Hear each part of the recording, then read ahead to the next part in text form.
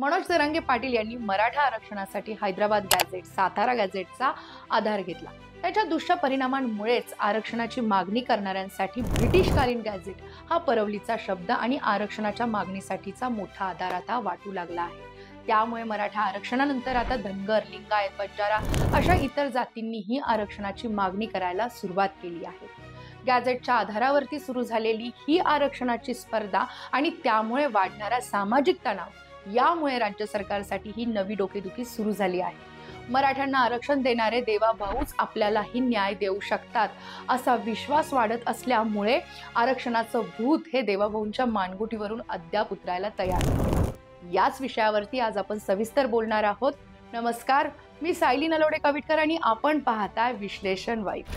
2024 मध्ये मराठा समाजाला 10% स्वतंत्र आरक्षण मिळालं. त्यांना ओबीसी कोट्यातून कुणबी प्रमाणपत्र देण्याचं आश्वासनही सरकारनं दिलं होतं. पण यामुळे इतर अनेक जातींनीही आरक्षणाची मागणी करायला सुरुवात केली आहे.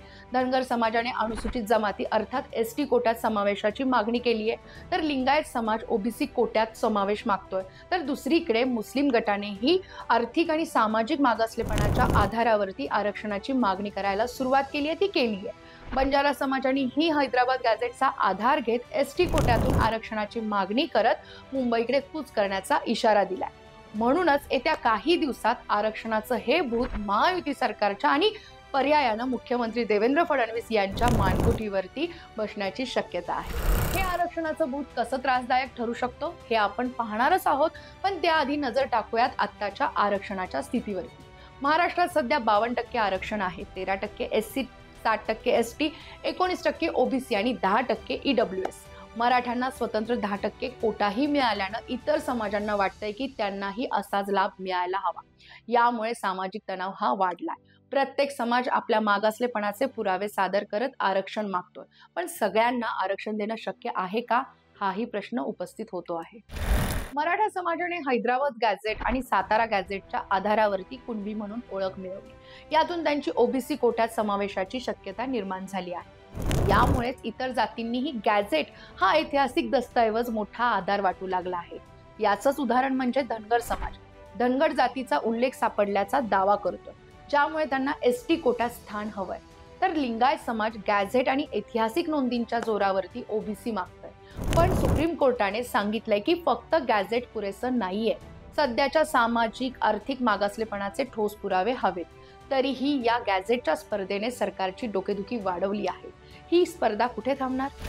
मुख्यमंत्री देवेंद्र फडणवीस यांनी मराठा आरक्षणासाठीच्या जरांगे यांच्या 8 पैकी 6 मागण्या मान्य केल्या.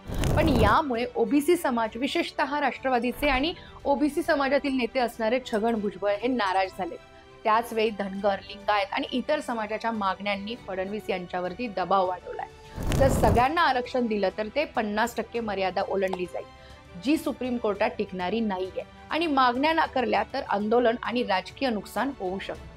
2024च्या निवडणुकीत मराठा आणि ओबीसी मतदारांनी महायुतीला साथ दिली. पण हा तणाव 2029च्या निवडणुकीत त्यांना भोवू शकतो.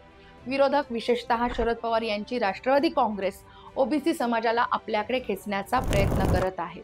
त्यामुळे फडणवीस यांना सामाजिक संतुलन आणि त्याचबरोबर ती कायदेशीर मर्यादा यांचा मेळ कसा साधायचा हा प्रश्न पडणं स्वाभाविक आहे. मराठा आरक्षणानंतर इतर जातीच्या मागण्यांनी महाराष्ट्राचं राजकारण चांगलंच ढवळून निघालंय. मराठा समाज हा महाराष्ट्राच्या लोकसंख्येचा सुमारे 28 ते 33% भाग आहे. तर ओबीसी समाजही तेवढाच प्रभावशाली आहे. धनगर समाज हा 7 ते 9% आणि लिंगायत समाज हा 4 ते 5% भाग आहे. यांचाही राजकीय प्रभाव आहे. या सगळ्या समाजांना समाधान देणं हे फडणवीस आणि महायुती सरकारसाठी मोठं आव्हान आहे. 2024च्या निवडणुकीपूर्वी फडणवीस यांनी चतुराईने मराठा आंदोलन शांत केलं. आता इतर जातींची आंदोलनं ही तीव्र झाली आहेत. तर याचा फायदा विरोधी पक्ष उठवू शकतात. मराठा आरक्षणानंतर इतर जातींच्या मागण्यांनी महाराष्ट्रात राजकीय आणि सामाजिक भूकंप निर्माण केलाय. गॅझेटच्या आधारावरती सुरू झालेली ही स्पर्धा आणि आरक्षणाची वाढती मागणी ही फडणवीस यांच्यासाठी नक्कीच डोकेदुखी ठरतीये. पण प्रश्न हा आहे की सरकार यातून मार्ग कसा काढणार? हा सामाजिक तणाव आणखीन वाढणार का? आरक्षणाचं हे भूत खरंच देवाभाऊंच्या मानगुटीवर बसलंय, पण ते यातून बाहेर पडतील का? तुम्हाला काय वाटतं? कमेंटमध्ये सांगा. लाईक करा आणि विश्लेषण वाईब या चॅनलला सबस्क्राईब करायला विसरू नका. धन्यवाद.